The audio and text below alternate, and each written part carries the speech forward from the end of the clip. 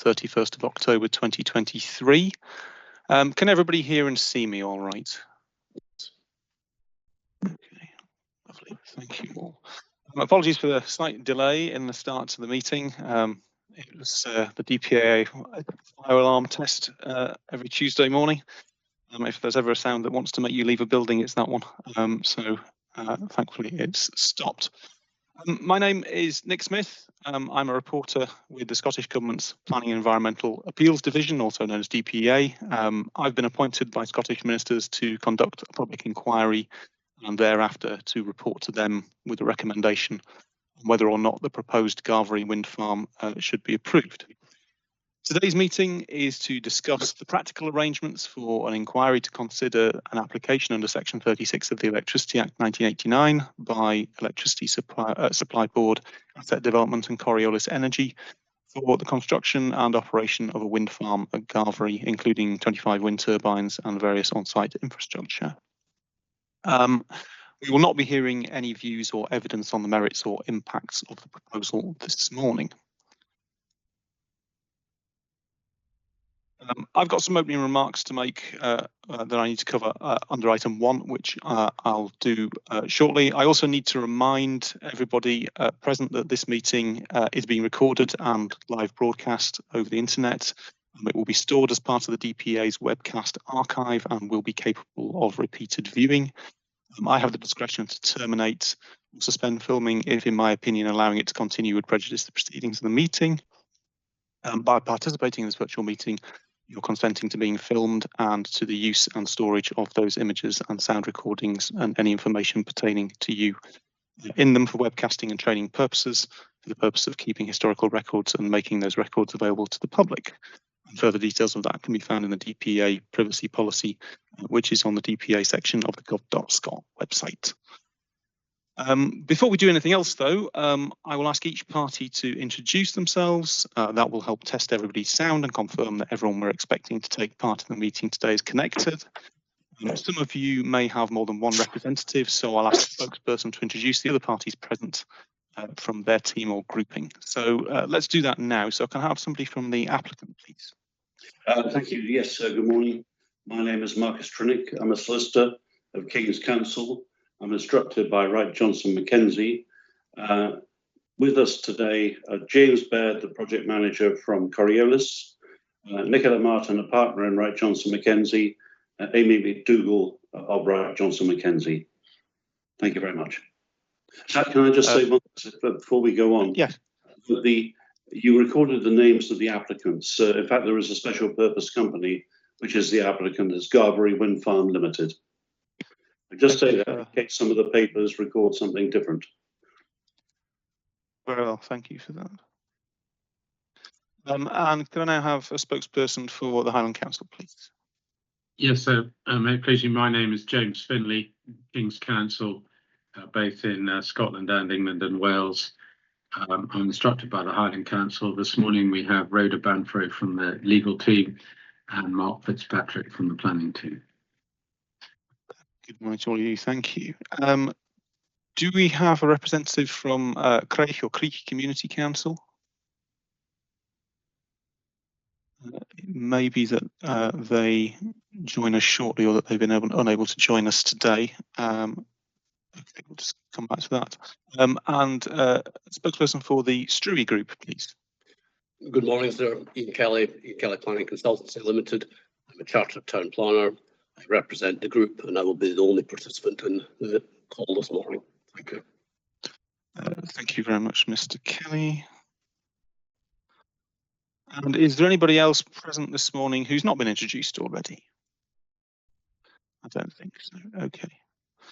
Okay, lovely. Right. Thank you all for that. I'll now explain how we'll run the meeting today and other matters under item 1 on the agenda. First of all, a replacement agenda was sent out to participants on Wednesday, the 18th of October 2023. That's due to my error for initially asking for the incorrect draft to be sent out, so my apologies for any confusion or inconvenience that may have caused. I'll clarify the relevant points as we go through today's agenda. Does everybody have a copy of the revised agenda? It should say updated 18th of October 2023 on the top next to where it says agenda. I'll take that as a yes. For all those who will be speaking today, if you can please keep your video on, but turn your sound to mute, obviously except when you're speaking, because I'd like to hear you. And that avoids any feedback and sound issues, which I'm sure you're all aware from these things. For those observing only, if you could please turn both your video off and your sound to mute. That means that the faces I've got on screen are those who will be speaking to me.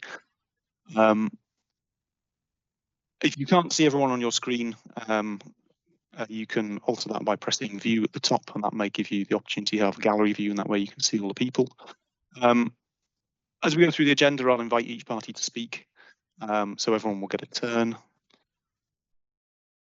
And if you need to attract my attention, please just either put up your hand and wave, or there's an electronic hand signal on Teams if you can see where that is if you need to speak, and I'll try and keep my eye out for that. I'll be waiting and looking at several different screens with various different things on them, so if I don't see you immediately, I'll do my best to keep an eye out for that.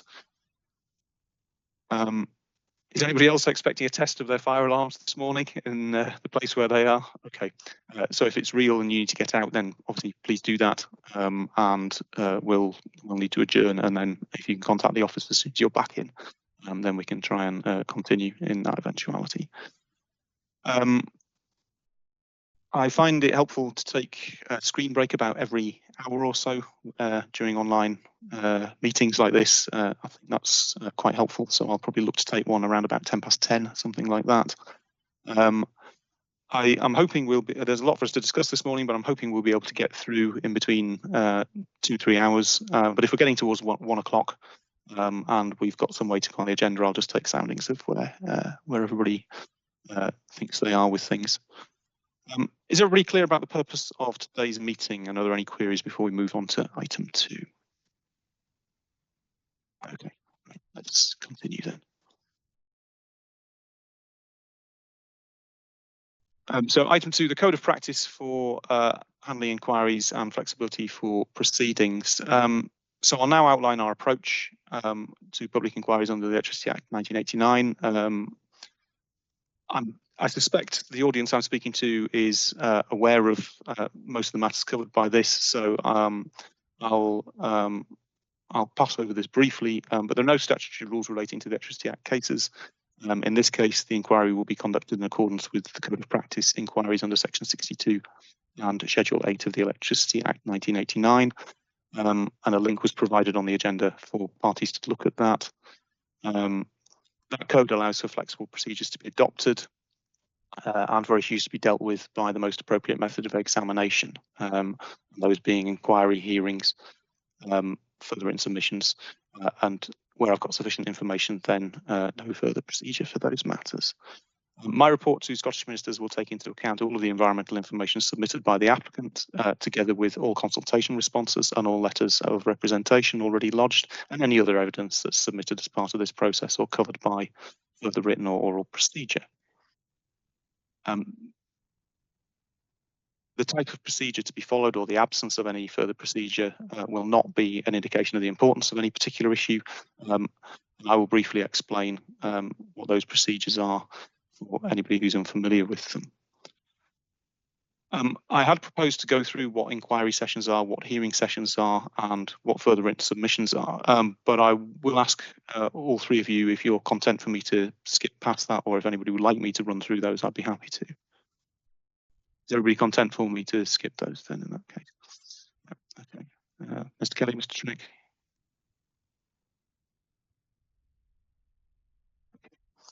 Right, let's do that. So my objective overall is to conduct proceedings in a fair, transparent and efficient manner.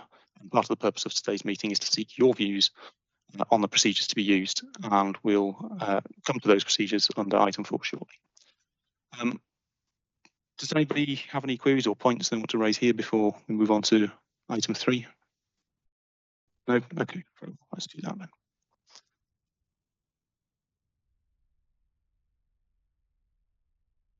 So item 3 covers the application update.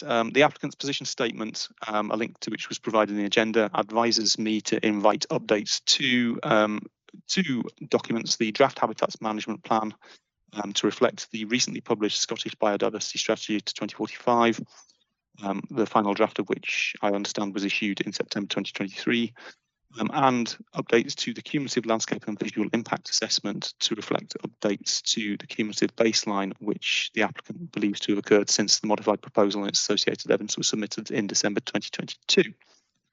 To help me determine whether I need to do this, I'll shortly ask the applicant to explain the scope and nature of the changes it believes need to be made to each document. Everybody else will then be able to comment on whether they think the updates are necessary or whether I can rely on what has been submitted without the need for updates. And if I've got any queries, obviously, I will ask about that. We can then run through some of the practical measures that would be relevant if I do ask for the updates. Doing that gives me a full understanding of all the necessary matters, whether I do or don't ask for them. And I haven't made my mind up yet on that matter, so obviously today's discussion will be of assistance for that purpose. So I'll invite the applicant to advise me on the scope and nature of the potential changes it foresees, firstly for the draft habitats management plan and then for the cumulative landscape and visual impact assessment. And in response to my request a few weeks ago, the applicant had suggested, I believe, a cut-off date of the 20th of November for the cumulative landscape and visual impact assessment. So if you can include reference to that in what you say next and the expected time frame for the necessary work, then that would be very welcome. So Mr. Trinick, over to you. Thank you, sir. Yes, if I might cover things in the reverse order, there's a reason for that. That there is a need to update the cumulative landscape and visual impact assessment. That is necessary for legal EIA reasons, because without such an update, a lawful consent could not be issued. It's part of the environmental information which is required. Now, there was a cumulative assessment in the documents previously submitted, but the baseline for that assessment has changed with the coming into planning of projects, some scoping stage proposals which have been included in case they would become the subject of applications before your report to ministers, and so forth. Therefore, there are changes that need to be reflected in a further assessment, which is currently being prepared. The cut-off date of the 20th of November, there simply has to be a cut-off date somewhere, or you go on updating forever. And so parties, I think, are content with the suggested 20th of November. That's essential if we are to be able to prepare the cumulative update by the date which I'll come to, but it's 15 December. I just note that in passing for the moment. The habitat management plan, I can't say it's necessary to update it. I wouldn't pretend it was. It's the applicant's wish to update it to reflect both the updated biodiversity strategy, not yet finalised, but updated, and the contents of policy 3 of MPF 4. The MPF 4 was issued after the publication of earlier environmental information. If the habitat management plan is updated, then it is additional environmental information for the purposes of the regulations. It brings new information into play. And my reasoning for including it, that's why I dealt with the landscape side first, in the same AI bundle, is that it makes sense if you accept our request to require us to provide CLVIA to include the HMP in the same bundle. The alternative, of course, is we'll have to do it anyway, but we'll have to advertise. So that's the background to it. In terms of timing, do you like me to deal with that as part of the statement? Yes, please. Yeah, I'd be happy to. I mean, obviously, I know we'll get into detail about kind of timescales later on when we get to item 10, but I'm happy certainly for you to kind of give us a sense of the amount of time you think necessary to prepare the work and when its likely availability would be. Thank you, sir. The Annex E to the agenda suggests the 20th of November for the habitat management plan. We request until the 27th, but that's rather overridden if you accept our request that you require, so it sounds tortuous, require this information, because the landscape information can be provided by 15 December electronically.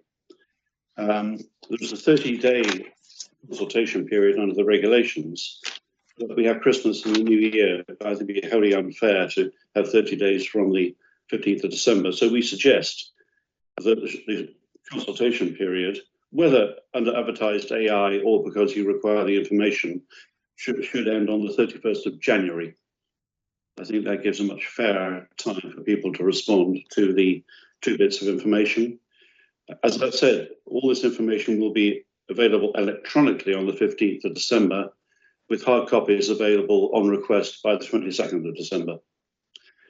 That, I think, completes my answer, so I hope I've dealt with the points you wanted me to deal with.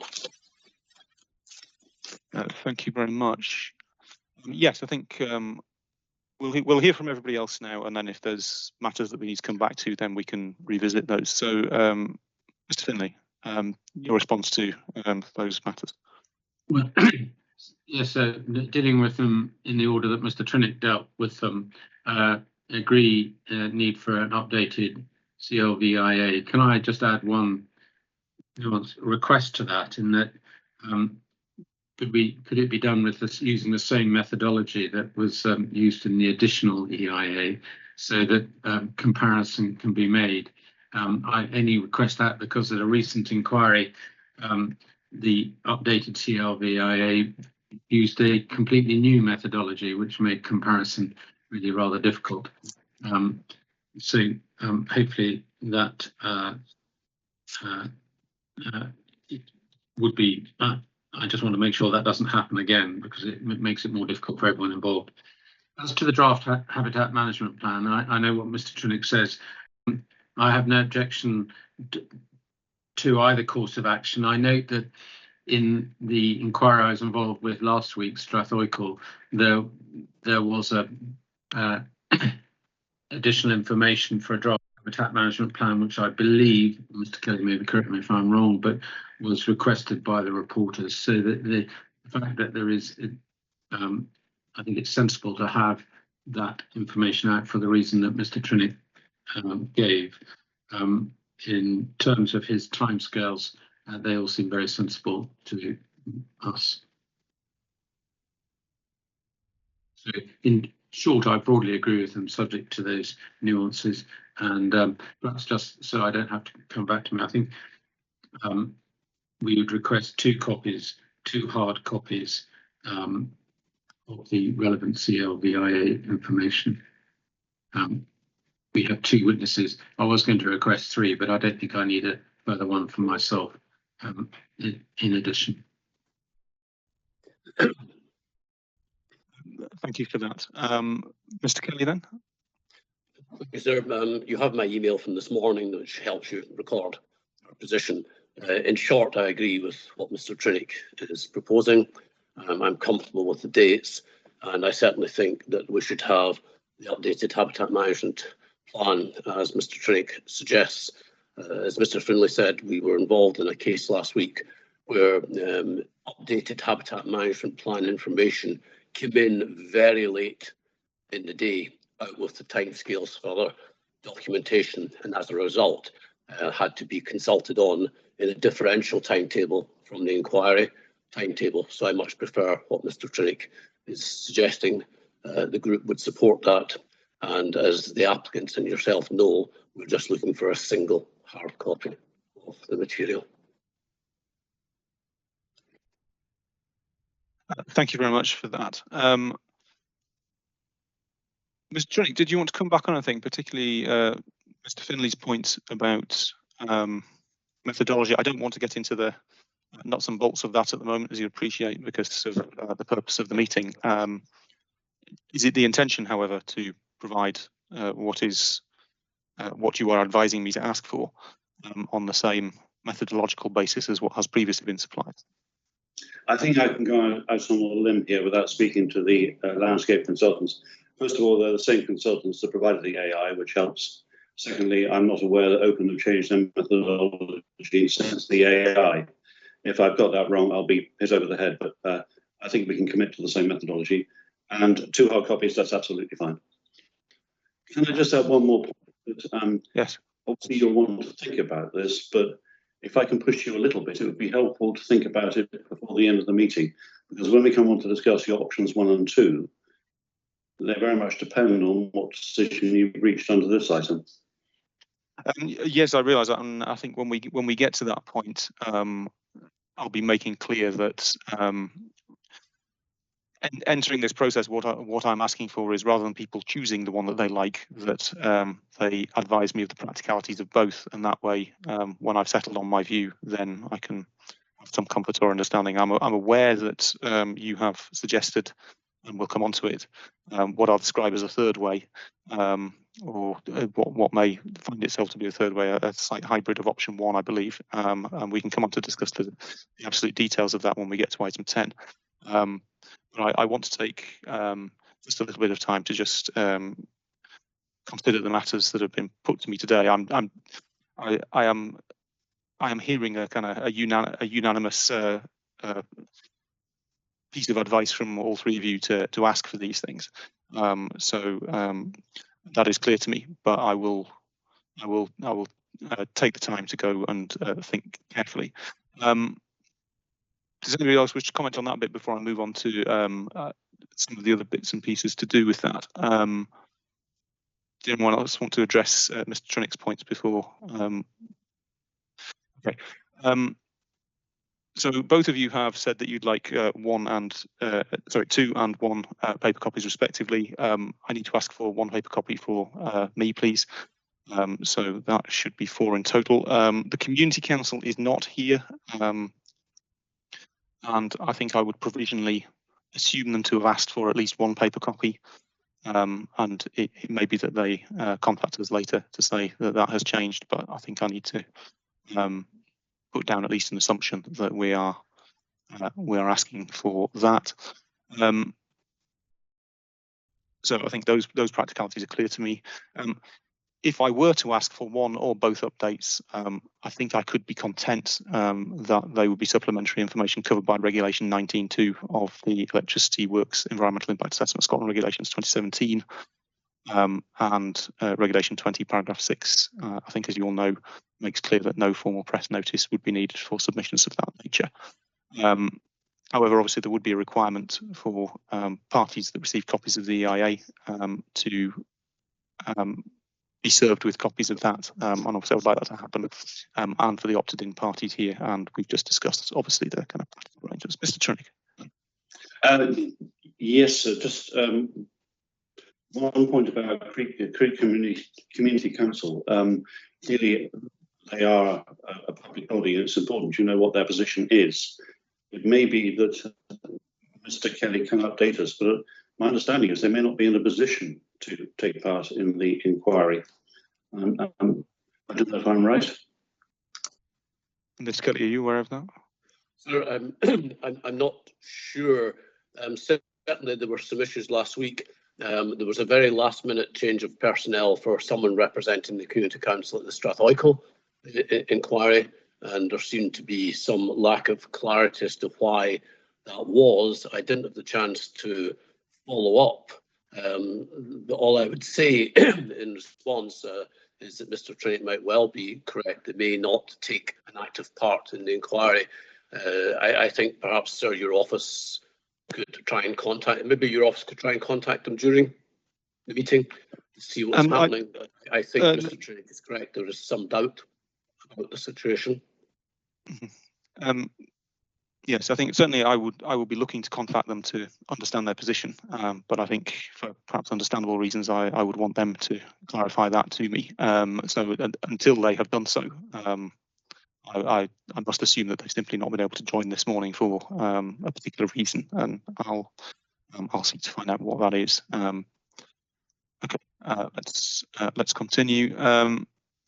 So as you said, Mr. Trinick, I believe the updates could be submitted electronically by the 15th of December, and paper copies a week later. As I think, as we discussed, 5 paper copies, I think, in total, depending on what we hear from the Community Council. Now, obviously, there'll be a kind of practical side of that where postal and email addresses will be required. So please don't anyone give me postal or email addresses just now, but we'll be asking for those later on in the agenda, and it might be that I ask the applicant to then use those email addresses to contact the parties to ask for the appropriate postal address for those documents to be sent out. But we can deal with that when we get to that point. Right, we've dealt with numbers of copies.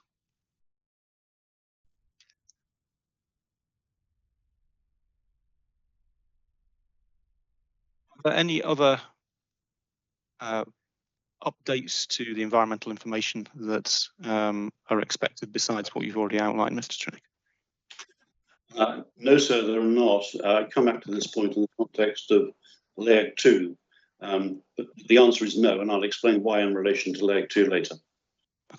Okay. Any response to that or any other points before we move on to item 4? Okay. Let's move on then in that case. Thank you all for that. So current thoughts on topics and issues for provisional further assessment procedure and anticipated participants. So this is covered by annexes A and B that were supplementary to the agenda. So you can see I've set out a list of the various topics as I see it. Those are based on a mixture of topics from the environmental impact assessment report and matters that I think have been raised in various representations. You can see there that I have suggested different procedures for them. So we have got landscape and visual including cumulative, where I have suggested an inquiry session. We have policy matters where I've suggested a hearing. Conditions where I have also suggested a hearing. Now, of course, I realise with your combined experience, you will understand, but for those who may not be aware, please don't be alarmed by the fact that draft conditions is listed there. It's necessary to discuss conditions that might be applied in the event that the application receives consent, and the fact that the topic and the session is being considered does not in any way prejudice whether the application will receive consent or not.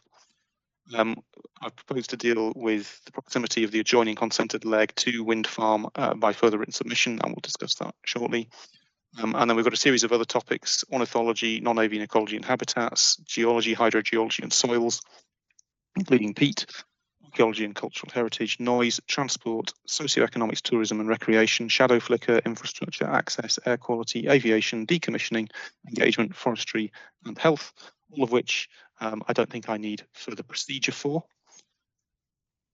And I explained earlier, of course, that the fact that something has a procedure with it doesn't mean that it's more important than something that doesn't, and nor indeed does any particular type of procedure make it more important than something that's got a different type of procedure. I've listed those matters that appear at the top, those for which procedure is suggested at the top of the table in Annex B. And you can see that there, and I've also suggested anticipated parties, and part of that's for discussion this morning.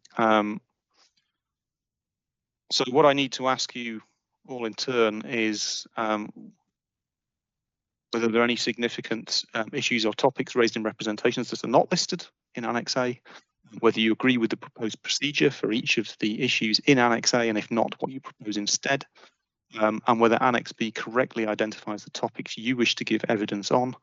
And if you're not listed and want to be, then please say so. If you are listed and don't want to be, then please also say so. But I make clear now that I expect obviously the applicant and the council to be present at all 3 sessions that I've identified in Annex A. So Mr. Trinick first, please. So you've included all the issues that need to be included within Annex A. We agree with the suggested procedures in Annex A. I note from email exchanges that the Anarchy Contour on behalf of Leg 2 also agree with the written representations procedure for that particular topic. The only further thing to say is that you suggested an inquiry session for landscape and visual matters. We strongly support that for a number of reasons, which I can give if there are opposite views expressed. Thanks, sir. Okay, very well. Mr. Finlay? So I agree with everything you say. You've suggested. We have a preference for a hearing session for landscape and visual impact assessment, but given the procedure that is being followed, if Mr. Trinick insists on or seeks to insist on inquiry session, I don't believe we can oppose that successfully. So I don't wish to take up more time on that, but just register Highland Council's preference for a hearing session. We've had 2 inquiries, wind farm inquiries in the last 2 weeks. One was dealt by inquiry session, one was dealt by hearing session. In our experience, hearing session is perfectly appropriate, if not our preference.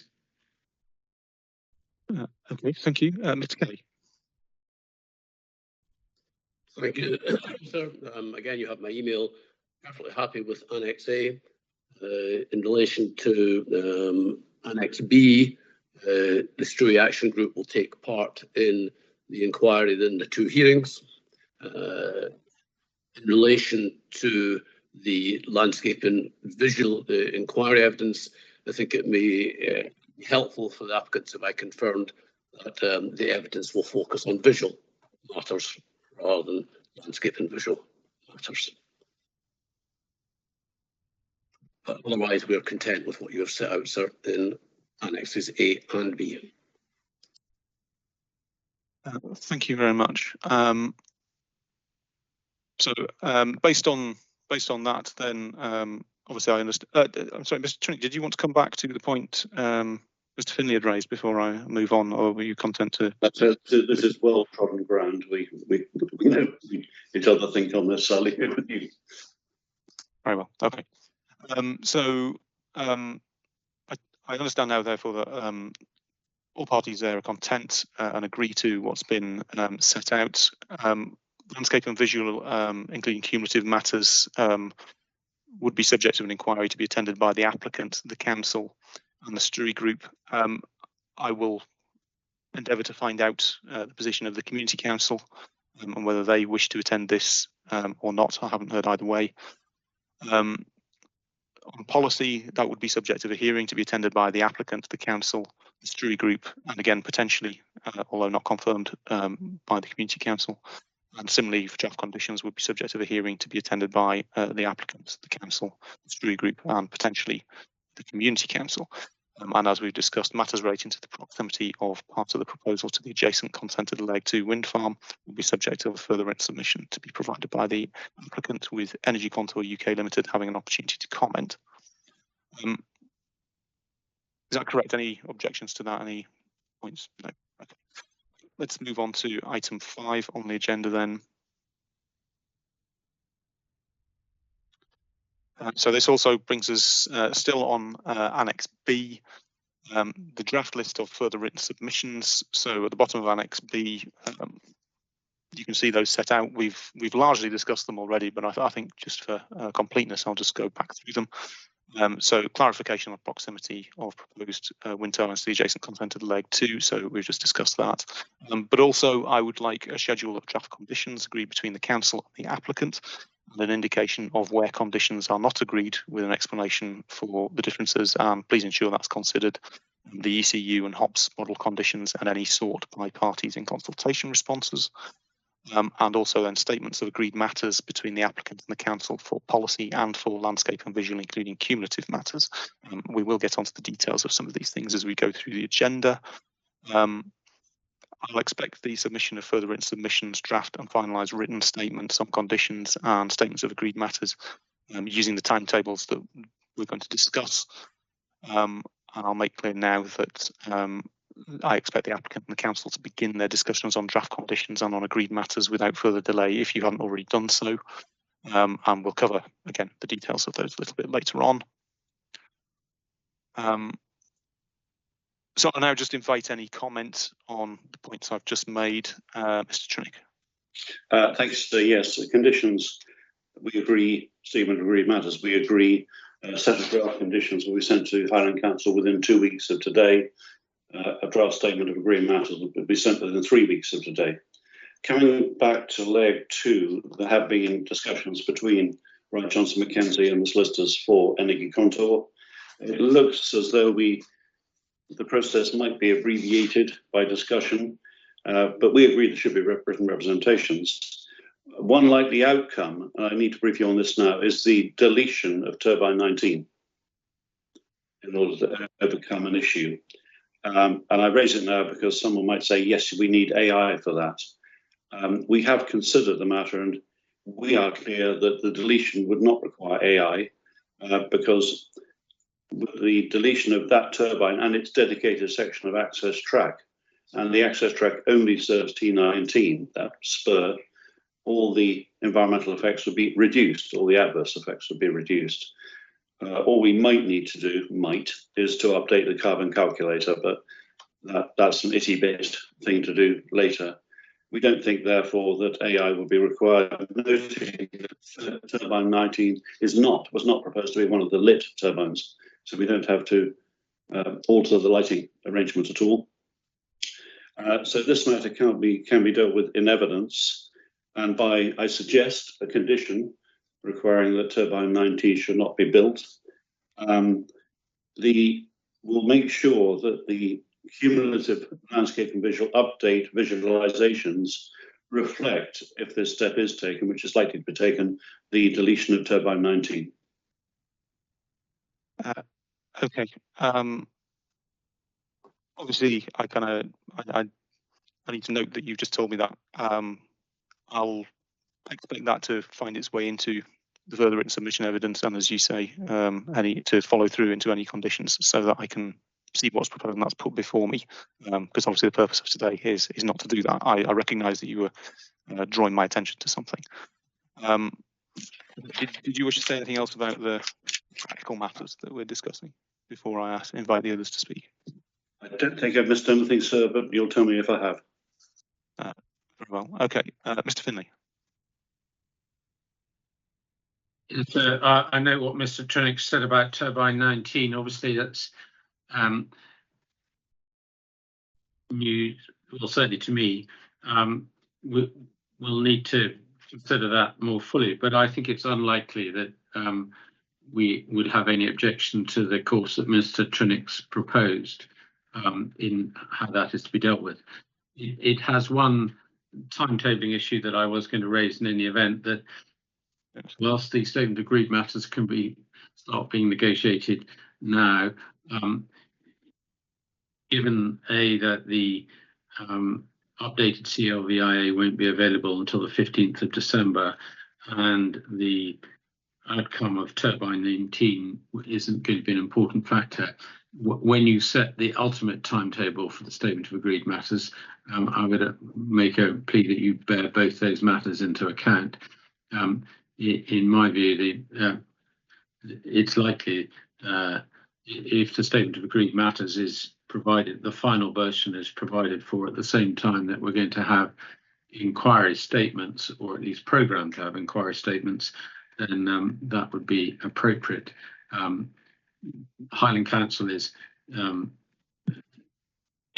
a good track record in agreeing statement of agreed matters, and we'd like them to be as comprehensive as possible. So it's just a timetabling point, but otherwise nothing else to add. Yeah, okay, yeah, I appreciate the timetabling matter, which we'll get onto. We'll be picking these things up when we get to item 10, but certainly thank you for raising that just now. Mr. Kelly, you've obviously heard the discussions there. Have you anything to add firstly from your own position in response to those?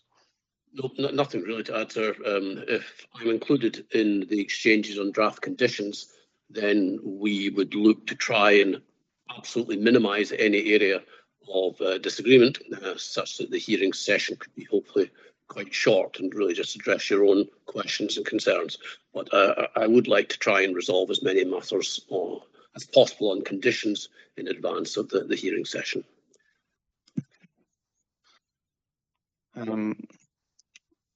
So perhaps when we get to the timetabling, if you can remind me of that, because there may or may not be issues that you'll foresee, and I'd certainly welcome any of your views, as with others, on those particular matters. Okay. So if there's nothing else, we've got some timetabling matters to discuss shortly in relation to some of the practicalities from those, but there seems to be agreement on what's set out in Annex B. So is everyone content before we move on? Okay, let's do that.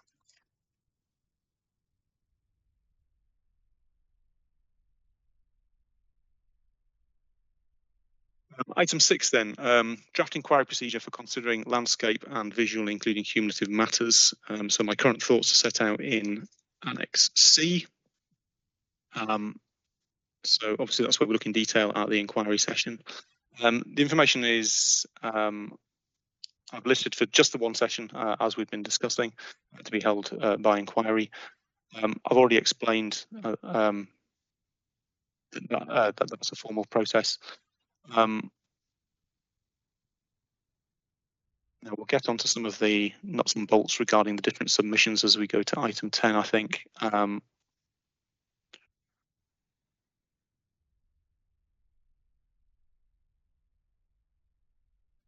So I've not gone into detail in the agenda about the scope of the session, but I expect topic 1 to cover landscape, visual and cumulative effects and impacts of the proposal, including the wind turbines, on-site buildings and infrastructure, including the access tracks and borrow pits and all other aspects of the proposal on various receptors. Annex C proposes the order in which the participants would give evidence and cross-examine the witnesses of opposing view. We need to decide whether the participants listed are correct. Now, I know you've already indicated to me your preferences earlier on, so it isn't unusual as these things go for people to want to kind of formalise that position, so there'll be an opportunity to do that.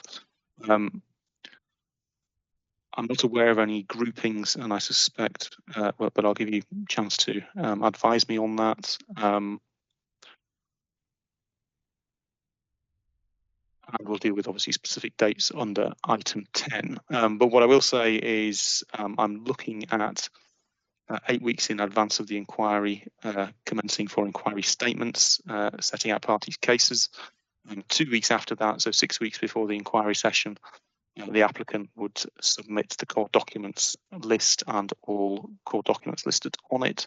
Any other documents referenced by parties that are not on the core document list would need to be submitted by them. And then 2 weeks before the inquiry begins, parties would submit precognitions for each of their witnesses. Exactly when those dates fall, of course, we'll come on to. So can we turn our attention then to whether parties are content with the suggested participants? Do all parties intend to present individual cases or group together? Do any parties choose to rest on their existing objections or not make any further submissions? The anticipated number of witnesses in each case, please. The time required to present the evidence and cross-examination, and the order of parties giving evidence. The time frame for submissions, as I say, is under item 10. So, Mr. Trunick first, please. Yes, any of the parties, obviously correct. I'll leave party 3 to Mr. Kelly to talk about. I'll be calling one witness, Mr. James Welch of Oakham. I will take about 40 minutes in chief, assuming the precognitions taken as read. From past experience with Mr. Finley's witnesses, I don't know if he's got a landscape and a visual witness, or one witness for both topics. But on the assumption it's one witness, I'd estimate 3.5 hours cross-examination. If there are 2 witnesses, probably 1.5 for landscape and 2 for visual, something like that. In terms of the release of documents, I don't see a need in this case for inquiry statements. I think that the scope of each party's case is tolerably clear without introducing that additional process, but others will give views. In terms of the core documents, I think it's important, and we'll come on to precise dates later, that they're submitted, that the list is complete at least 2 weeks before the submission of evidence, because the very fact of a document being on a CD list may influence the finalisation of evidence. The documents can be uploaded later, but we need to know what's going to be on the list before evidence is finalised for both inquiry reports and for hearing statements. No more to say at this stage. There will be an inquiry report from Mr. Welch, which we suggest should be submitted 6 weeks before the inquiry starts, at a minimum 4 if that's too tight for people. Thanks, sir. Okay, just making a note of those things. Yeah, I appreciate there's some kind of timetabling matters where we're going to get into some of the mechanics of that when we get to that point. Mr. Finley. So I effectively agree with what Mr. Trinick said. I was going to raise the point about inquiry statements myself. Mr. Trinick's side have a very full officer's report of handling, so he knows where we're coming from. I think we know where he's coming from. So in terms of our two parties, in our submission, there's no need for a further inquiry statement at this stage. So I agree with him. I agree with him about document lists. We will have two witnesses, one dealing with landscape and one dealing with visual impact. I am not going to be as bold as Mr. Trinick to give time estimates at this stage, but I would imagine that we will, because matters are in dispute, are going to be reasonably limited. I don't think I'll say any more than that at this stage. I would anticipate that we should finish in a day and a half, possibly 2 days, but no longer. I certainly don't think it would take longer than 2 days. Mr. Trinick's very familiar with Highland Council witnesses, and I'm very familiar with his witness. So I anticipate we will make good progress dealing with those matters. And I'm not leaving aside Mr. Kelly's input either, but I imagine that his input will be catered for within 2 days as well. Okay, thank you for that. And Mr. Kelly then, please. Yes, sir. I will provide an inquiry report, and I will be the only witness for this session. In terms of timescales, my evidence in chief would just be any supplementary comments, so less than half an hour. Cross-examination, my cross-examination would follow on from Mr. Finlay and would only pick up any community group issues which I felt he had missed. So my cross-examination would be, again, I think half an hour at most. Therefore, I think in terms of timetabling, comfortably under 2 days, maybe even just a day and a half. So quite content with what's been said. Okay. Thank you all for that. Yeah, I know the point on inquiry statements that both Mr. Trinick and Mr. Finlay are raising. Do you have an opinion on that, Mr. Kelly? I don't think they're needed in this case, so I would support what they're saying. Okay. I'll give some thought to that. I note the points that you're all making. I'm not going to make a ruling on that just now, not least because I think we obviously need to think about some of the mechanics as well and see how this fits together and give ourselves an opportunity to hear that under item 10. But I think I'll take time afterwards to think through what's being asked for. So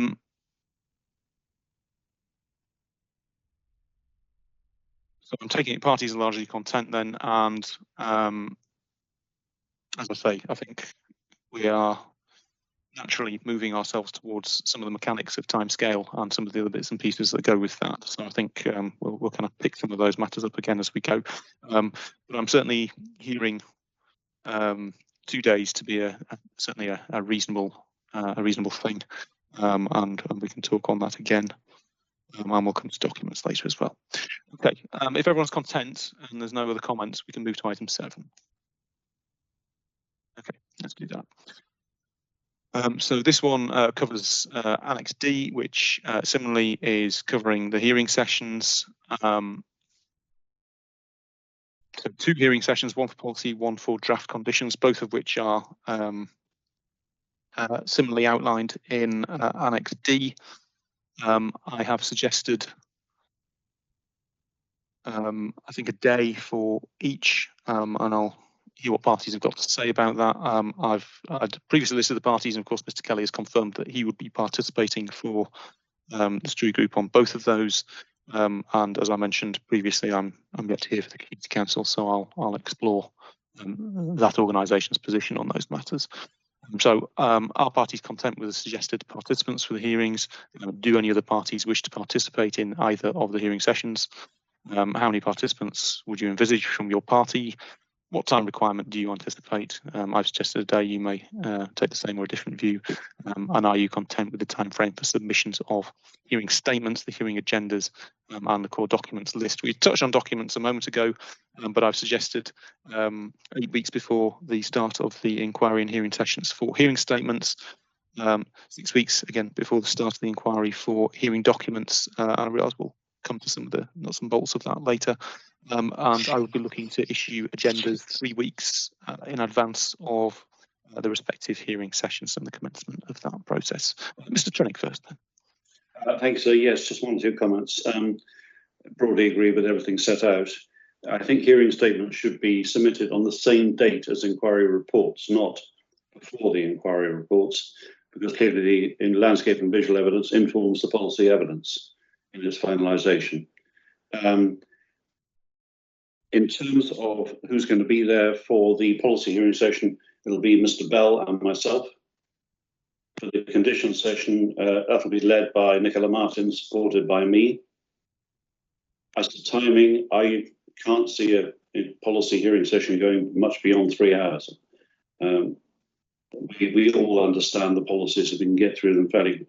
Every participant understands them very well. In terms of the conditions hearing session, that's more up to you, sir. I think you're going to have more questions than we have for each other. Thanks, sir. Okay. Perhaps, yes, something for me to think about in terms of those. Obviously, I must anticipate that based on the fact that I have not yet got the material to make my decision on that. So, yes. Mr. Finlay. Agree with Mr. Trinick's comments and your proposals. His particular comment of having the hearing statement at the same time as the reports effectively is a sensible one. In terms of timing, I've had the advantage of rehearsing a policy discussion with Mr. Bell last week, and can confirm that Mr. Trinick's time estimate of about 3 hours is correct. Obviously, there are new matters in MPF4 to be dealt with, but even with that, I think 3 hours is entirely likely. Conditions will primarily be in your hands, but again, Highland Council have a good record with applicants such as Mr. Trinick is representing of agreeing the vast majority, if not all, conditions in advance. So I can't believe that 2 sessions are going to take more than a day, and they may well take less than a day. Okay, thank you for that. Mr. Kelly. I agree with what's been said so far, sir, in terms of timings, and I would confirm that I would be the witness for both of these hearing sessions, the only witness for both of these hearing sessions.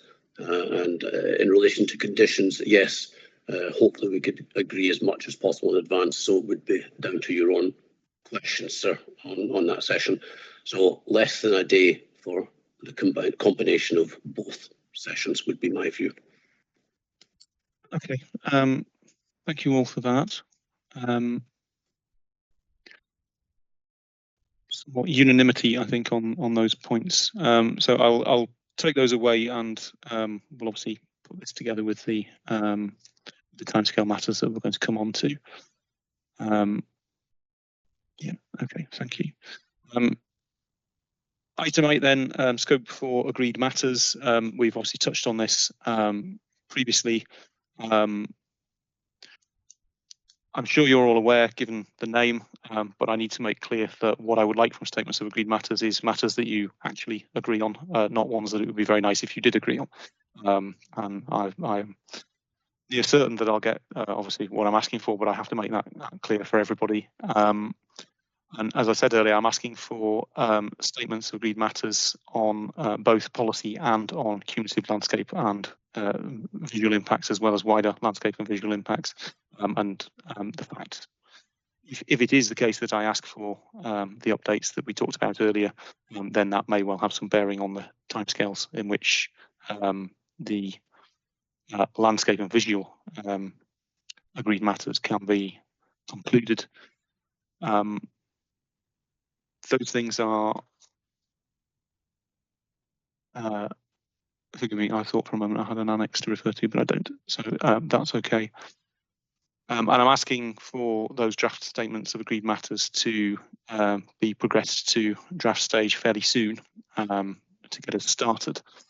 And obviously there'll be a separate exercise as we've discussed for under item 4 for conditions. So let's see what you think. So Mr. Trunick first, please. Nothing to add, sir. I'm perfectly happy with that.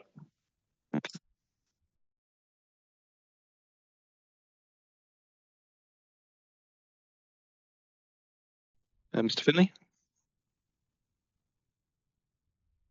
Nothing to add.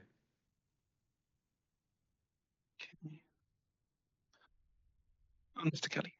Nothing to add, sir. Thank you. Okay, so parties are content with that. So item 9, procedure relating to closing submissions and summaries of case. My apologies again, this was one of the matters that was subject of the incorrect version of the agenda. So correct now. Sets out obviously the position for both summaries of case and closing statements.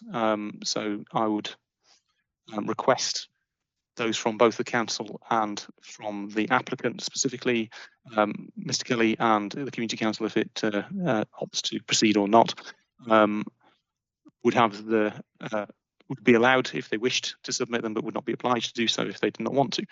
And obviously, you don't have to tell us now whether that's something that you want to do.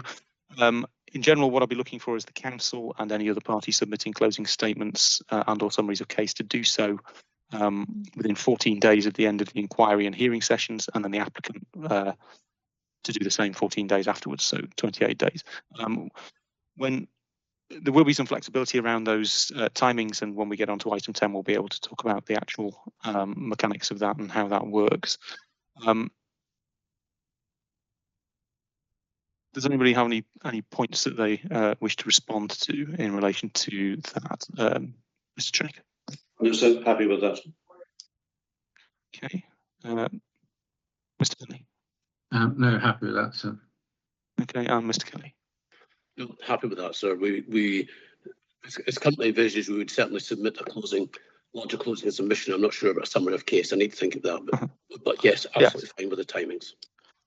No problems. Okay, thank you all for that. So everybody's content on those things. So we come up now to item 10, and we're just coming up on the hour. Do people want to take just a 5-minute comfort break before we jump into item 10, or do you just want to go for it? Back on. Yeah, Mr. Kelly? Back on, hopefully we can go through the timetable fairly quickly. Okay, very well, let's do that then. So item 10 is accompanied by Annex E, and as I think we're all aware, I had set out 2 provisional options for timescales. One option, option 1, assumes that I don't ask for an update to the cumulative landscape and visual assessment. Option 2 assumes that I did ask for it, and the difference obviously being that I had made a provisional assumption for assist under option 2. You can see that in both of them, I have included the submission of an updated draft habitats management plan. That shouldn't be taken to mean I've made my mind upon that particular matter. I haven't. It was simply to illustrate that it could fit in similarly to both timescales, accepting now that Mr. Trunick has made some timescale suggestions to that.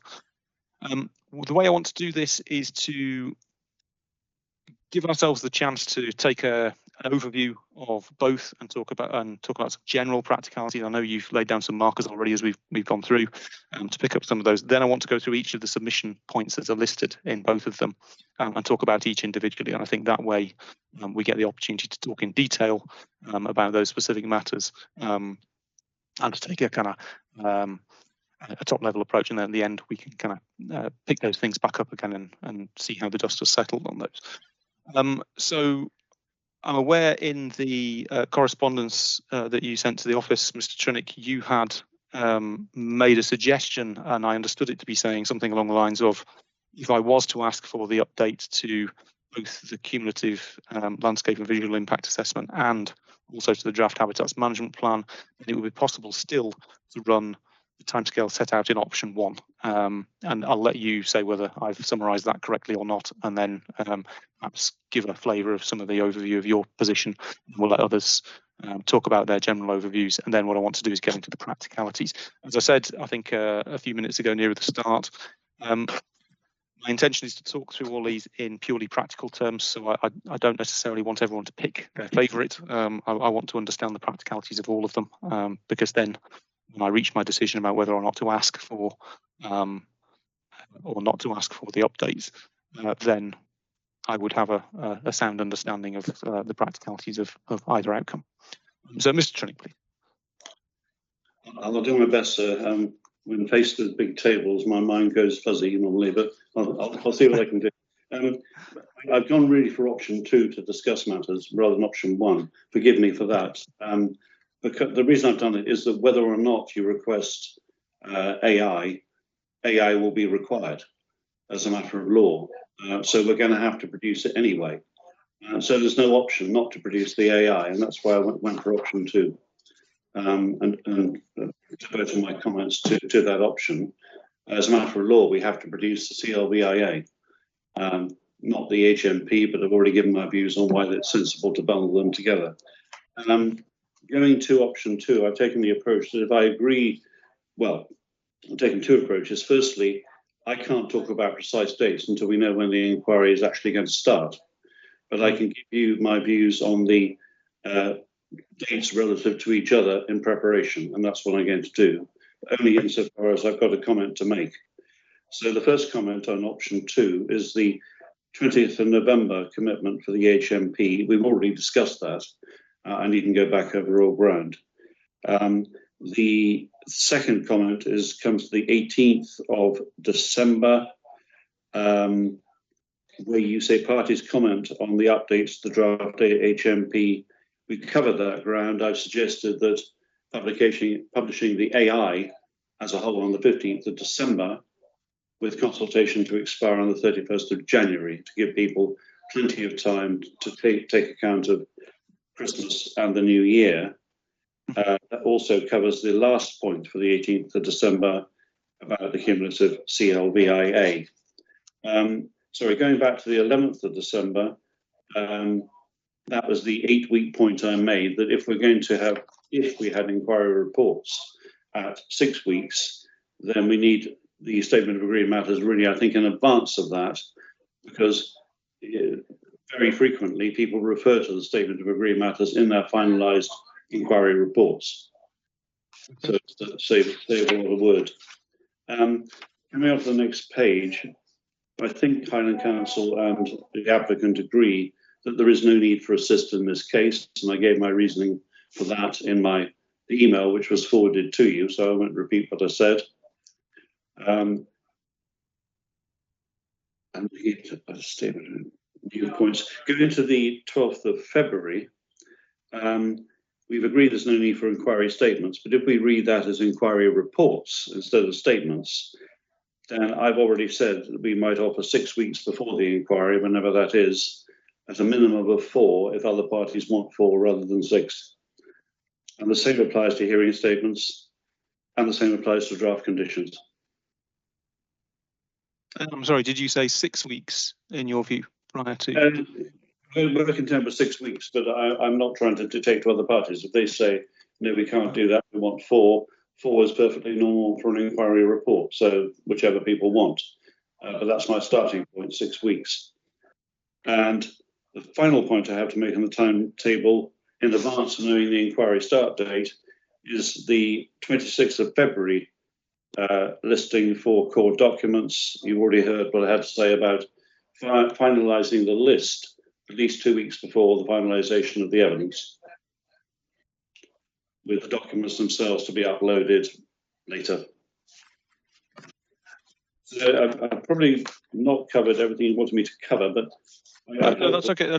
We'll be going through each of the different components shortly, just to take us through that. But I just wanted a kind of flavour of the position that everybody was wanting to take. And just there, when you said finalising list 2 weeks before the evidence, just so I'm clear, can you just advise me what you consider the evidence to be? Is that the inquiry statement? Is that precognitions later? Is that? No, the inquiry reports and the hearing statements. I'm sorry, the inquiry reports. Yeah. And hearing statements on policy. So far as the HMP is concerned, the Habitat Management Plan is concerned, that will actually be ready by the 27th of November. It'll be, if you agree to require additional information, it will be sent out on the 15th formally, but we're just committing to release that information to people as soon as it is ready informally. I've been reminded of that just now. Okay. There's one more point which I've completely forgotten. That's it. Thank you.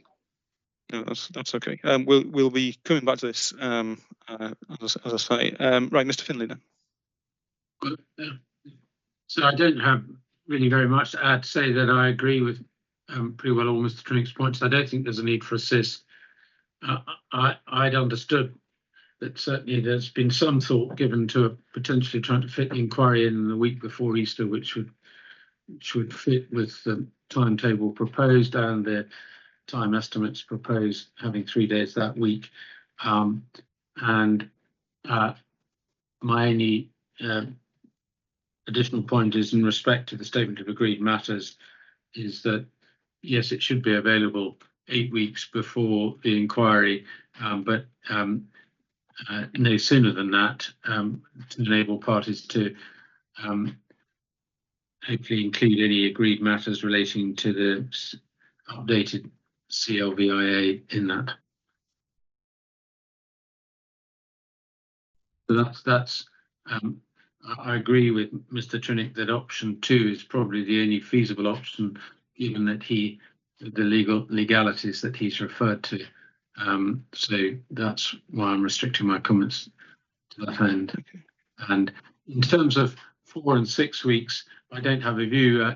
It primarily, to an extent, a matter for you as to when you would like them in, but 4 weeks for inquiry evidence, i.e. hearings and reports, would be perfectly acceptable to the council 2 weeks before for precognitions.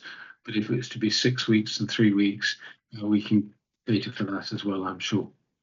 Okay, thank you for that. Mr. Kelly. Yes, sir, I agree we should be thinking around option 2. From my perspective, the key thing is to get the inquiry dates fixed, and then we can work the timetable back from that. I agree that inquiry reports and hearing statements should be submitted at the same time. My preference is for 4 weeks before the inquiry start for the hearing statement and inquiry report, and 2 weeks for recognition. But if you ask for 6 and 3, so be it, sir. But I'm quite keen to get the inquiry date fixed, and then we all know the procedures, things can work back from that. Yes, okay, thank you for that. Mr. Trinick, you've got your hand up. You want to come? Thanks, sir. You mustn't feel I'm filled with gloom at the thought of going in detail through option 2. I look forward to it, but I suggest that the better way forward might be, you've heard our various views. Once we've agreed an inquiry start date, then you can produce a second version of option 2 for comment and writing if necessary. But I think if we try to go through every date in option 2 now, we're going to be a long time getting not very far. Yes, I certainly take the point from what everyone's saying about the commencement of the inquiry, and I'm very happy to move on to that in just a moment. And certainly I agree. I think I'd obviously spent my time working towards when I thought the inquiry could fit in, considering all the factors that need to go before it. But of course, listening to the comments and hearing some of the kind of practicality points, then that has implications, of course, for working things the opposite way around to fit things around inquiry dates.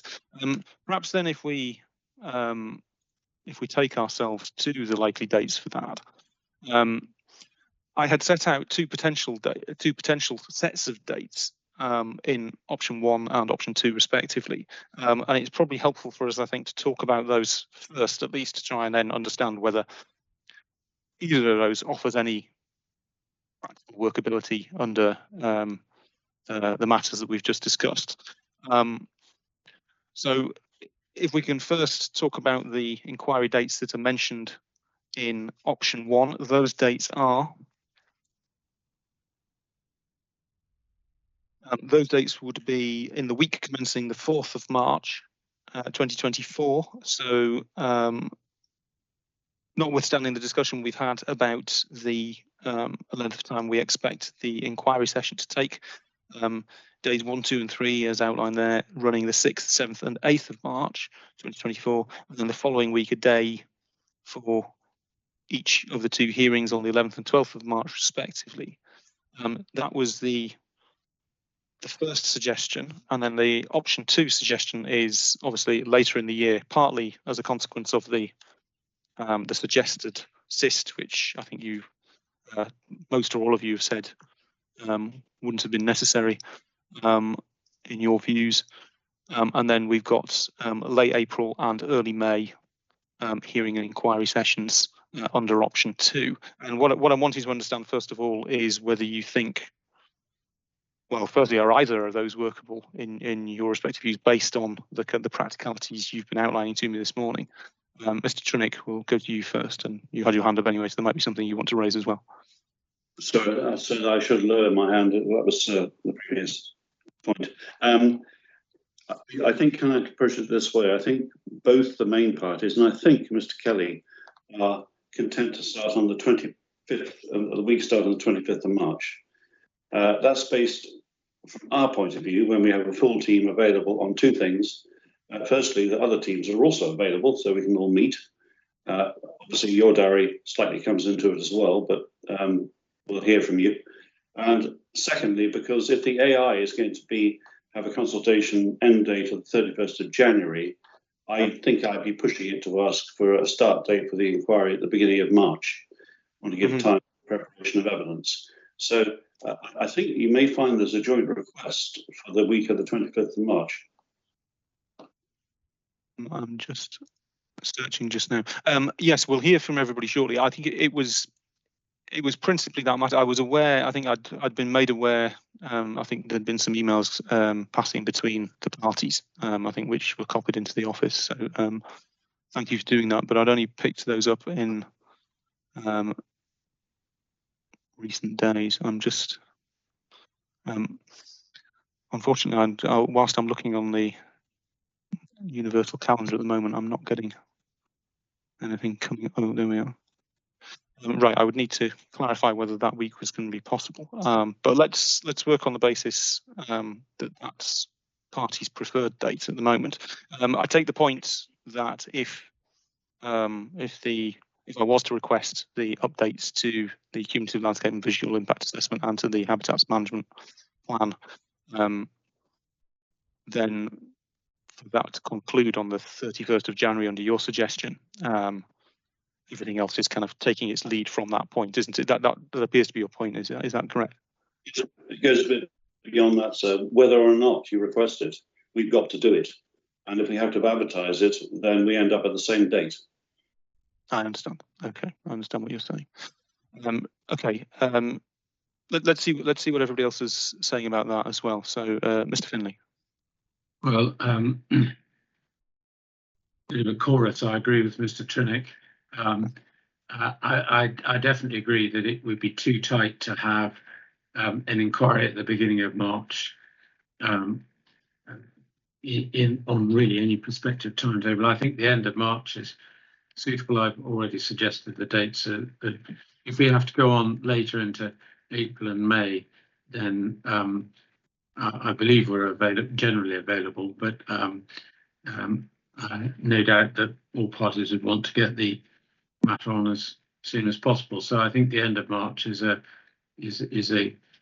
good date to dealing with the matters as swiftly as possible, and I don't think early March is really realistic.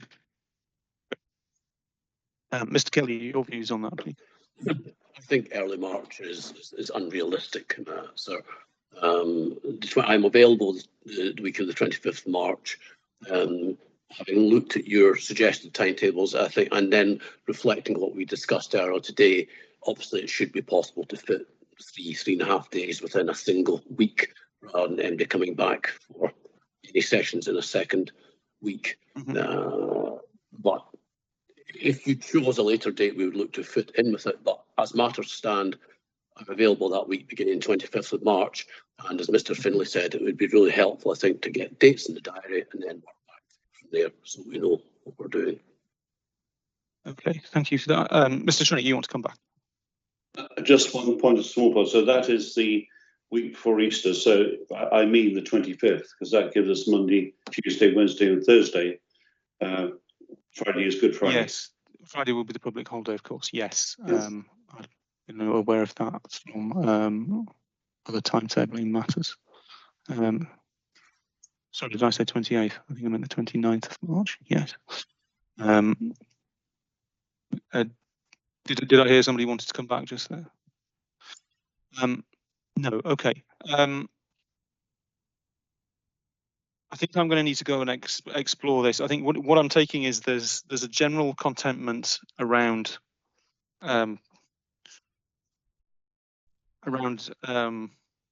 submission times. Wrong. Let's say that again.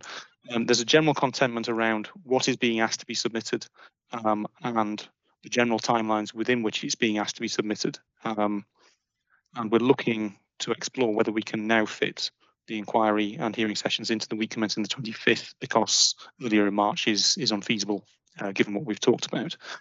And I need to try and engineer a calendar that fits around that, or a date closer to it. I do need to ask you, for my own practical reasons, whether there are dates. I think you've all touched on whether later dates are available. Obviously, we've mentioned that the end of that week ends with Good Friday. We are then into what for probably a number of people is the Easter break. Does that pose issues for the programming of the inquiry for any of your witnesses, any of your parties? Effectively, if I had to go later, do I need to skip 2 weeks of the likely Easter break period to then try and accommodate that, in your view? Mr. Trinick first, please.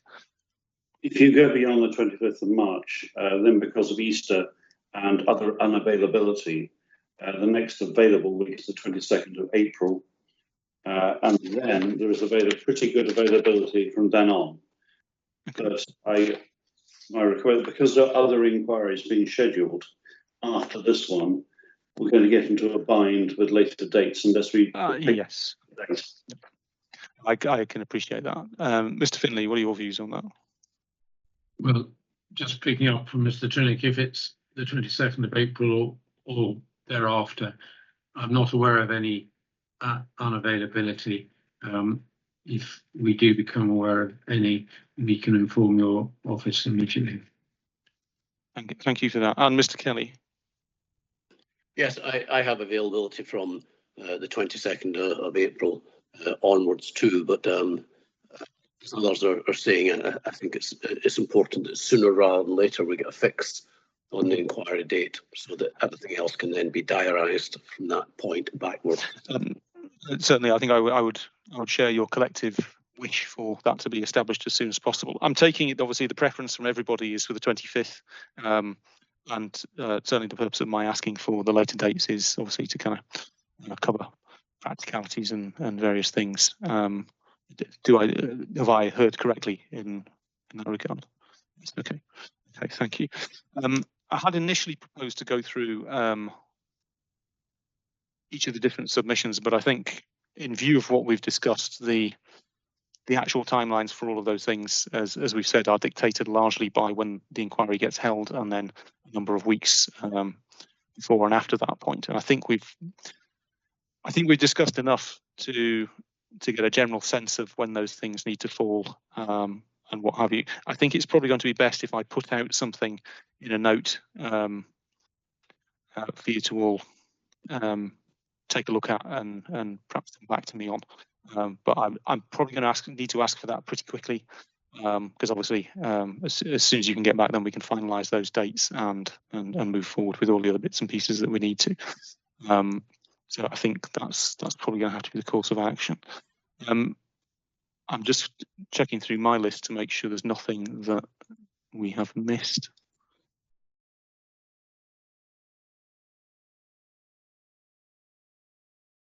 Did anybody else want to raise any other bits and pieces before we move on? No, okay. No, right. What I did want to do though is just deal with the points about document lists and document submissions, because I think it's quite important that we've clarified certain aspects of that. I realise we've discussed it at various points, but I think we've kind of touched on it in the anticipation that we would speak about it now. As I think you're all experienced enough in this to know, it's usual that we would ask the applicant to put together a list of core documents and to submit the core documents on that at the appropriate point, which we will set out. I'm asking something of the applicant, and so I have to give the applicant the opportunity to come back and note whether it's content to provide that list or not, and then to submit material on that. I have also suggested, although we'll come on to the exact timing for it, I've suggested earlier draft versions of the core document list, partly to allow some early uploads and partly to allow parties to comment and advise of things that they would like to be included on that list. So I'll invite parties to give any views they've got in relation to that. So Mr. Trinick first, please. Then I'm content with your Annex F suggestion. That's absolutely fine. We will obviously include the hyperlinks. That's fine. But we will also be sending all parties USBs because they're a lot quicker to operate in inquiries than hyperlinks. So we'll be going.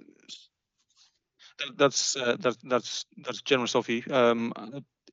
It isn't a requirement, of course, but that's you're welcome to do that if that's something that you wish to do. I should say DPA has changed its practice more recently, and all participants will be given access to an online system called Objective, which hosts what's the best word, a repository of the documents that are on the core document list and the other submitted materials, and it would be open to parties to download them to devices and sticks. But if your client, Mr. Trinick, is content to send those out as well to parties, then that's an additional thing that they would have available to them. So that's very generous.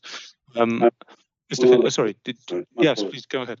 Just one more question. You say at the end of Annex F documents that should be submitted in PDF and MS Word format. A lot of these documents are going to be in PDF, and you don't want us to convert the PDFs to Word, do you? I see. Yeah. No, I think. Yes, I think I've written the word "and" it probably should be the word "or," which is perfectly acceptable. I realise that some documents are created in various formats and then PDF'd, and those might not be amenable to living in Word. What would be helpful is if I could have the core document list in PDF and in Word form, the list itself, or if that's prepared in Excel, I'd be happy to have the Excel in place of the Word document. It can sometimes make formatting much easier if we're including it in a document. Did you want to raise anything else before I invite the others to contribute? No. Okay, Mr. Finley. I'm grateful to Mr. Trinick for his offer of a pen drive. I have no further comments to make. Okay, Mr. Kelly. No further comments, sir. I'm content and pleased with what Mr. Trinick is proposing. It makes it very workable. Okay, thank you. Have we lost you, Mr. Trinick, or has your camera gone off? For some reason my camera went off. I don't know how. But... Well, that's okay. You're still here, and you've been able to hear what everybody's just said there. Okay, so that's not a problem. Okay, so we've just got a few more things to work our way through. So yeah, so we've done item 11 and Annex F, so parties of content. I've got various miscellaneous matters, but this will take us back to the inquiry, and this is a discussion firstly about whether we go for online or in-person proceedings. I realise parties will have preferences for these, so I'll give you a chance to express those in a moment. Obviously, whichever happens, there will be various practicalities that I have to consider, not least If people want in person, I need to consider suitable venues and the availability of those. So if that's something that you would like, if you can suggest to me suitable venues, then those are things that we can explore. Their availability and suitability will be factors that I've just mentioned. It is possible, due to capacity issues within DPA, sometimes if in-person is preferred, it's not always possible to webcast. So that might have a bearing on what you would like. Online sessions are, as I'm sure you're all aware, done in a similar manner to today, and by their nature, those are broadcast and recorded at the same time. So let's hear from all of you. So Mr. Trunick first, please. I think it's a strong preference for in-person proceedings for a number of reasons. I think for the benefit of the public, in particular third parties, it's good that with in-person engaging face-to-face as a general point. Secondly, there are persistent IT issues with virtual inquiries. I haven't been to it, but I think 10 virtual inquiries, and there's not one where there hasn't been some delay because of IT. Thirdly, there is a good venue here. It's called Lairg Community Hall, and we've already established that if you chose the 25th of March, it is available in that week. That venue has been used by Mr. Finley and me for at least one inquiry, probably others I've forgotten, and it worked very well, and there is good IT there. That's good to know. Thank you for that. That works well. A very strong preference, please, for an in-person inquiry. Okay. Very well, that's understood. Mr. Finley. Highland Council have a preference for a virtual inquiry, but I couldn't describe that as a strong preference. It sees arguments in favour of both, but its preference is for a virtual inquiry. But if it is to be an in-person, then Lairg Community Hall indeed works well. Thank you. Okay, Mr. Kelly. Yes, there are preference for the face-to-face in-person inquiry, and I've used Lairg Community Hall before. It's fine for a venue. I was going to suggest looking at Bonar Bridge, but if the hall in Lairg is available, then that's absolutely fine. Thank you. Could you just advise me of the venue in Bonar Bridge, please? I haven't a met venue in mind. I'd have relied on local knowledge in the Highland Council. But Mr. Finley Mr. Trunick has said that Lairg Community Hall is available, so let's just stick with that. I should have said yes. So is Bonar Bridge Hall. It's Community Hall that is also available in that week. And in your understanding, is that kind of equally good venue as Lairg Community Hall in terms of, you mentioned IT facilities and those things? Are you aware of whether it has those or if it's differently equipped? I haven't checked the IT for Bonar Bridge Hall, nor about it's got disabled access and all the usual facilities we need, but I don't know on that one, but they both are available. Okay, thank you for that. Did anybody else want to come back on any points there? Very well, I'll take that away. Obviously, that's there are some different views expressed there. Practicalities, I think, will be part of what governs this as well. But I think Mr. Trunick's indicated the availability of the facilities, so that's helpful to myself and those in the office who will have to arrange things if we do opt for an in-person. So again, that will depend on the timings as well. And I've mentioned to you, of course, about webcasting availability and the potential for that. I must ask, if it was not possible to webcast an in-person proceeding, would that change anybody's mind about whether that was what they wanted? Okay, so right, that's fine. It's just important for me to understand that. Site inspections then. I intend to make an unaccompanied site inspection of the surroundings and the site, and including all the viewpoints and various matters referred to in the EIA reports and representations. And at the end of the proceedings, I may also make unaccompanied site inspections of the area as well. At present, I can't tell you exactly when I'm going to go because it will be dependent on weather conditions and the availability of accommodation in the locality, which I think you can probably appreciate. And of course, I know that you're all aware that the purpose of my site inspection is for me to familiarise myself with the area, and so I can smile and say hello to people, but I can't stop and have a chat with them about the case if people recognise me. But one of the things I need to know is whether I can get access to the site. For example, whether I can use the existing track that appears to run alongside the new power lines, whether that's a route I can use, and I'll ask in a moment to be advised on that. And I also need to give you the opportunity to advise me if there's particular areas you would like me to take in on my site inspection. So, Mr. Trinick, to you first. Yes, sir. We will advise you later, if we may, about specific points we'd like you to go to, apart from the viewpoints. There may be none, but if there are, we'll advise. In terms of access to the site, I see Mr. Baird is still on the call, so I'm going to ask Mr. Baird to talk about site access.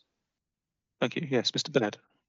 Hi, sir. Yes, access to the site is available. We would need to have some advance warning. There are gates, etc., which would need unlocked. There's also the track which runs alongside the overhead line. There is a small gap in that track, unfortunately. Okay. So it might be you have to come in one way, get to a dead end, and then come back in the other way. Yeah. But Okay, we can sort access out for you. That's fine. So I would need to just. Are you able to advise me how long in advance I would need to give you a sense of that, just so that arrangements could be made? I'm sure a week would be fine. Okay. Thank you. That's helpful.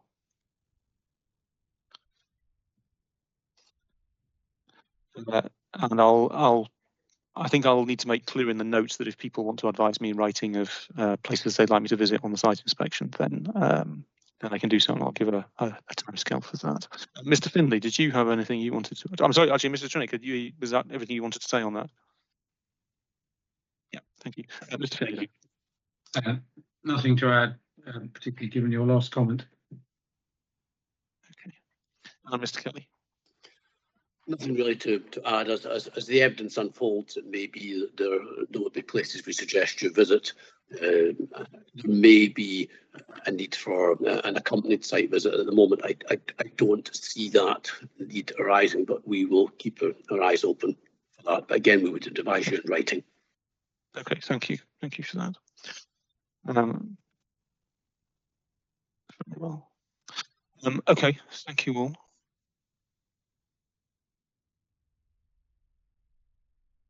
That moves us to exchanging documents. So I think what I'll be asking for in the note is for email addresses to be used, to be supplied by all opted-in parties, and that way you can all use those to the points of various submission. You can supply the relevant documents to all of the parties involved.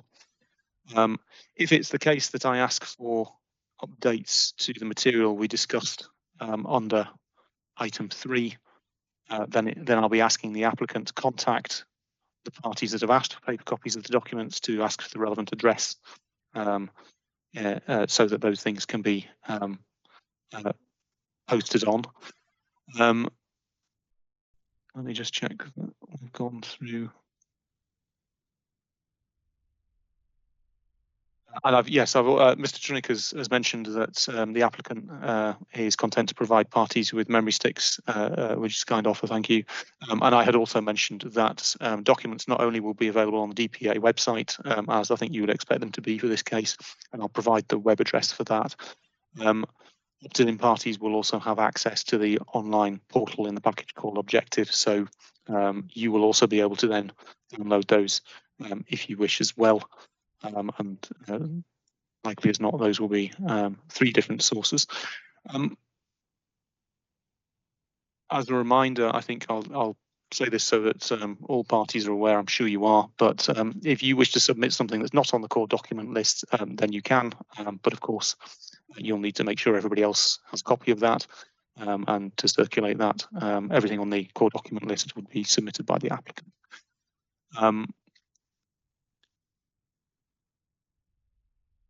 Could I also ask the applicant and the council, if they haven't already, to include a link to the DPA website where this application sits, on their respective websites that cover this case. I would ask the Community Council to do a similar thing. They're obviously not here to answer, so I'll make a point of asking that, I think, in the note.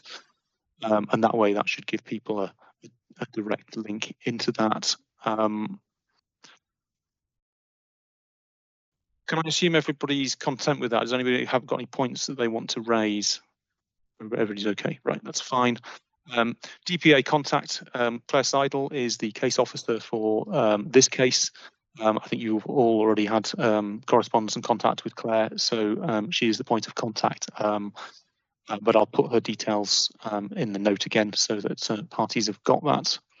Any queries on that before I move on? No? Okay.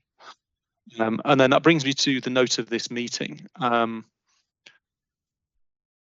Obviously, I'll be circulating that when it's complete and it will go on the DPA website. I would hope to issue that in the next few working days. I think given our discussions this morning, there's quite a few things for me to work out. So it may take me a little longer than I had initially hoped, but I think I'd rather have a correct one than one that sends us backwards and forwards. So I think I need to take the time to just make sure that properly reflects our discussion and properly picks up the points about submission timetables and the rest of it.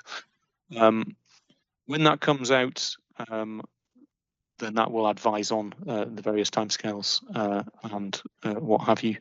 And opted-in parties and everybody else will have 14 days to confirm whether they wish to take part in the inquiry hearing sessions that they have suggested. Now, I realise, of course, you've already told me this morning that you're going to be participating in these various things, but of course, please, you do need to confirm in writing so that we've got that.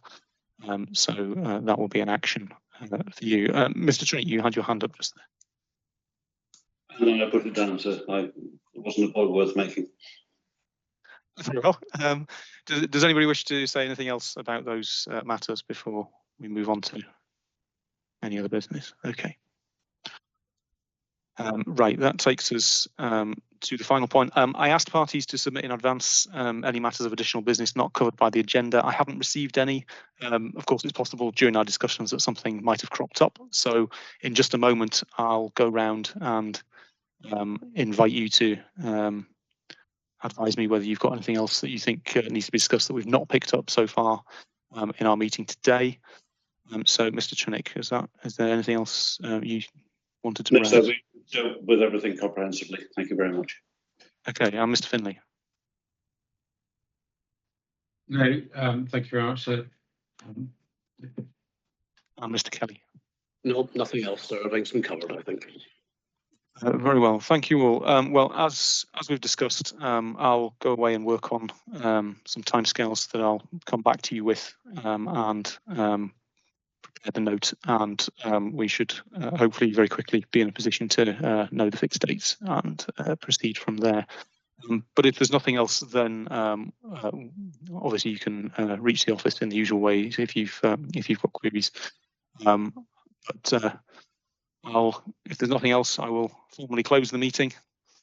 And thank you all for your constructive participation today. Look forward to seeing you again at the inquiry and hearing sessions. And until then, best wishes. Good morning. Thank you very much. Thank you. Thank you.